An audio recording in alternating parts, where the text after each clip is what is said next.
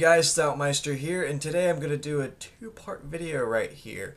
First part, I'm going to be giving my brief thoughts on the E3 conference. Second part is going to be a publicity stunt that Microsoft has apparently pulled recently. And let me tell you, Microsoft is not looking so hot right now. Looks like they're digging their graves a little deeper each and every day, and things are not looking so good for them overall. Okay, so the E3 conference. What is there to say about the E3 conference? Sony's PS4 raped Shitbox One's ear holes with a fucking cactus strap-on. That is how bad PS4 owned Shitbox One. Considering the fact that Shitbox One has no backwards compatibility to where you can't play original Xbox and 360 games, the fact that you have to care for the system more than a newborn baby by logging in online every 24 hours, otherwise your system won't run, the very fact that you have to have the Kinect connected to the Xbox 24/7, and the very fact that the camera is always on, pulling off the Big Brother shit, is fucking creepy, and I don't want Microsoft spying on me with their fucking Kinect camera. And let's not forget how they're ruining games like Killer Instinct. Now, how they're ruining Killer Instinct is pretty much by making the game free, but that's not the bad part right here. It's only free if you have an Xbox Live membership. But here's the thing. You have one free character with Killer Instinct, and you have to buy the rest of the characters for a fee. And Microshit loves their fees oh so much.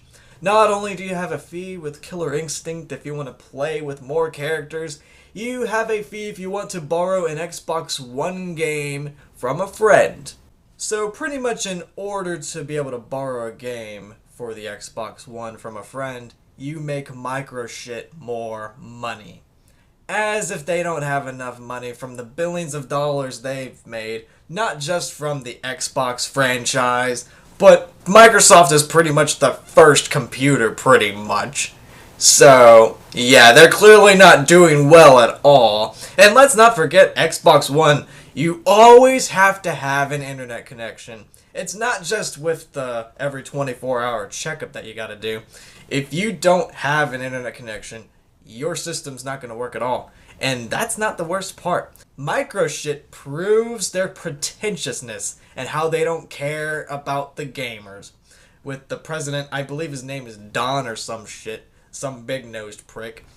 If you don't have a good internet connection, just buy a 360.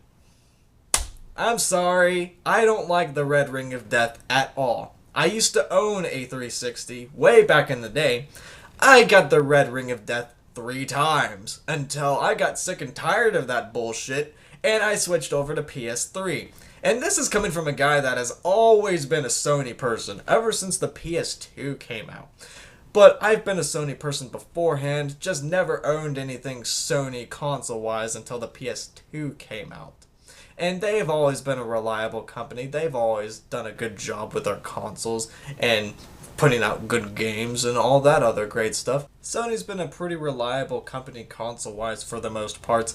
I know they've had some of their mistakes, but pretty much the only downer at the moment for the PS3 is the constant updates that you gotta do before playing a game. But other than that, you get free online and you get a lot of shit for free. But I know free online is going away pretty soon with the PS4, but let's face it, PS4 is doing so much to give to the gamers and to not do what the Shitbox One is currently doing right now. For God's sakes, the PS4 has more RAM, and it's $100 less than the Xbox One. The PS4 has DDR5 RAM. That is more RAM than what they have, whereas the Shitbox One has DDR3 RAM. And the Shitbox One is trying to sell itself for $4.99. Not to mention the pointless little app where they are pretty much a cable box. I don't understand why they feel the need to literally be a cable box. If I wanted to watch television, I would just turn off my console and just flip the channels with my Time Warner cable. Why feel the need to have that feature in the Xbox One?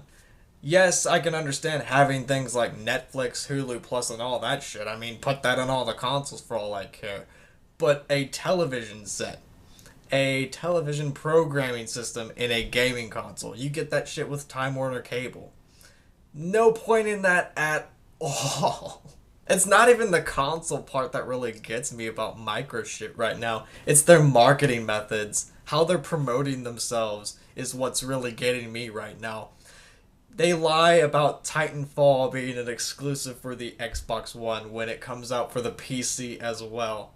And their latest publicity stunt that they're trying to pull to promote the Xbox One by sending Microsoft employees to Best Buy at the Nintendo Wii U thing, where at Best Buy you get to play the upcoming games that are coming out for the Wii U later on in the year. And the Microsoft employees are sent over there to pretty much bash on the Wii U and talk about why the Xbox One is going to be so much better. It's just, oh my god. You guys are so desperate to get out of the hole that you dug yourselves into. But you caved in to the greed. You lost sight on what gaming should be about and just became more about the money than about the passion of putting out great consoles and great games.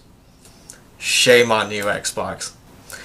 You could have recovered from your mistakes that you've made with the Xbox 360, like having downloadable content on the disc of the game, but you having to pay more and more money in order to access more and more features of the game for the 360. You could have recovered from all sorts of mistakes, Xbox, but you caved in to the greed.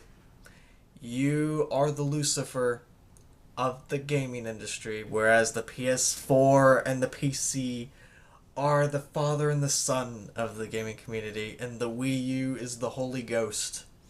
Shame, shame, shame on you. Now that I got my 2 cents out of the way about these events that have happened recently, I want to do something a little fun here as to how I'm going to have the final verdict as to rating the consoles at hand here. And just for shits and giggles, let's throw in the PC as well, because we all know with the PC, it is the ultimate gaming machine where you have unlimited customization and all that great stuff. Let's get to the rating now, shall we? I declare PC to be the level of Tosin Abasi, Ronnie James Dio, Chuck from Death, and Devin Townsend. I declare the PlayStation 4, which is not as high as PC, but it's very, very high for a console. I declare the PlayStation 4 be on the levels of Gojira, Disperse, and Periphery, just to name a few examples right there. Finally, we get to the Shitbox One, and it is not looking very good for you at all, Shitbox, because you're on the level of Lil Wayne, you're on the level of Nicki Minaj, and Justin Bieber, and Blood on the Dance Floor. Not very good at all. You could have improved so much from your last console, Xbox, but no. You have produced a giant turd. You produced a turd that was so big that it not only clogged the toilet in a house, but it flooded the entire floor to the point where the sewage is completely damaged in that house. That is how bad you produced this shit. And it's gonna be a sad day for you, Shitbox. And before I end this video right here, my friend Muggy has something to say to you right here. What is that you say, Muggy? What do these big bold letters have to say right here?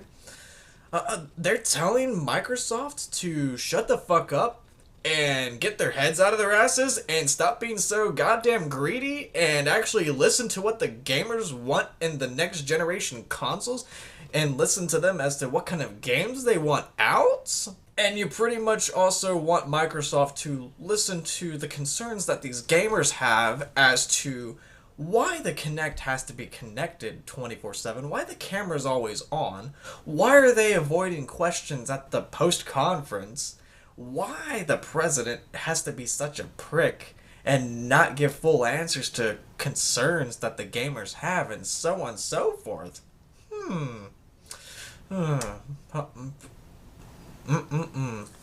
Well, I can't help Microshit there, but for now, let's just cheers.